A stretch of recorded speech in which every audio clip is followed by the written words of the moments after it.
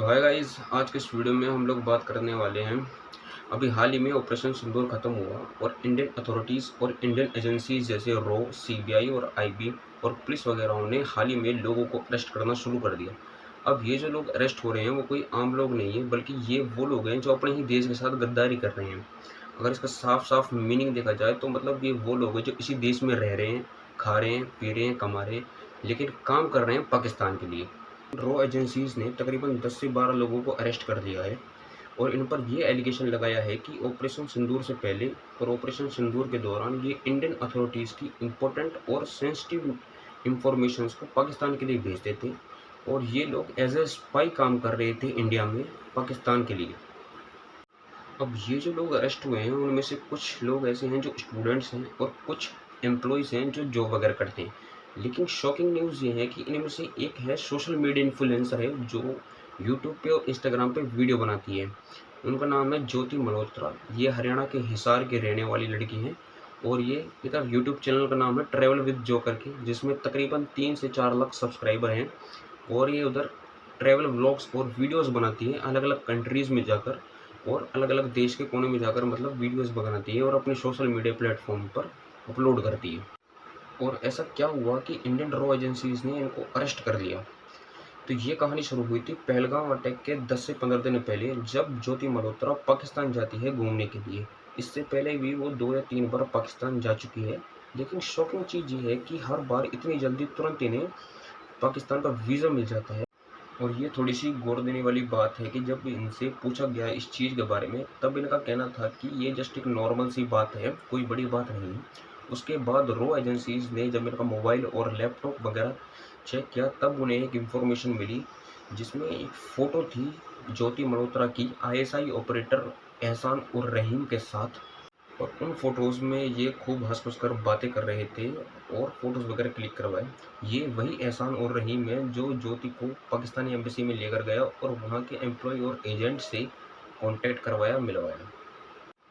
और कुछ फ़ोटोज़ मिली जिसमें ज्योति मल्होत्रा जब बाली गई हुई थी वेकेशंस के लिए, घूमने के लिए, तो उनके साथ एहसान उर रहीम को भी देखा गया। और एहसान उर रहीम का जो फ़ोन नंबर था वो ज्योति मल्होत्रा ने अपने कॉन्टैक्ट में जट रंधावा के नाम से सेव कर रखा था।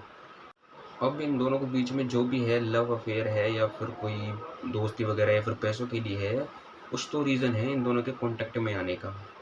तब जब वो पुलिस और पूछताछ करने के लिए ज्योति मल्होत्रा के घर गई, तब उनके फादर ने इस चीज़ को पूरी तरह से डिनाई कर दिया और साफ-साफ मना कर दिया कि हमारी बेटी का इस चीज़ से कोई लेना-देना नहीं है। हमारी बेटी को बेवजह इस केस में फँसाया जा रहा है। और एक और फ़ोटो काफ़ी वायरल हो रही थी जिसमें ज्योति शर्मा को पाकिस्तानी एम्बेसी में देखा गया था एहसान उर रहीम के साथ। लेकिन शॉकिंग बात ये है कि उनके साथ एक और सोशल मीडिया इन्फ्लुएंसर को देखा गया था, इंडिया के ही, जिनका नाम है डॉक्टर यात्री। जब उनसे इस चीज़ के बारे में पूछताछ करी गई, तब उन्होंने बताया कि मेरा इस चीज़ से कोई लेना-देना नहीं है, मेरा बस काम है घूमना, मैं इसलिए किसी देश या कंट्री में जाता हूँ। अभी तक 10-12 लोगों को अरेस्ट कर लिया है और आगे भी लोगों को अरेस्ट होंगे। ऐसा मैं क्यों कह रहा हूँ, इसके पीछे रीज़न है। रीज़न ये है कि बेसिकली ये जो लोग होते हैं इनका एक ग्रुप होता है। इंडियन रॉ एजेंसीज़ और टेररिस्ट ग्रुप होते हैं ना, बिल्कुल सेम ऐसे ही इनका भी ग्रुप होता है और इनमें काफ़ी मेंबर्स होते हैं जो आपस में किसी न किसी मेथड से व्हाट्सएप, टेलीग्राम या फ़ोन नंबर से लिंक्ड होते हैं। इनका सिर्फ एक ही काम होता है, या तो एज ए स्पाई बनकर काम करें इंडिया में और इंडियन अथॉरिटीज़ की इम्पोर्टेंट और सेंसिटिव इंफॉर्मेशंस को भेजे पाकिस्तान के लिए। और एक और काम होता है इनका, बहुत ही इम्पोर्टेंट काम होता है।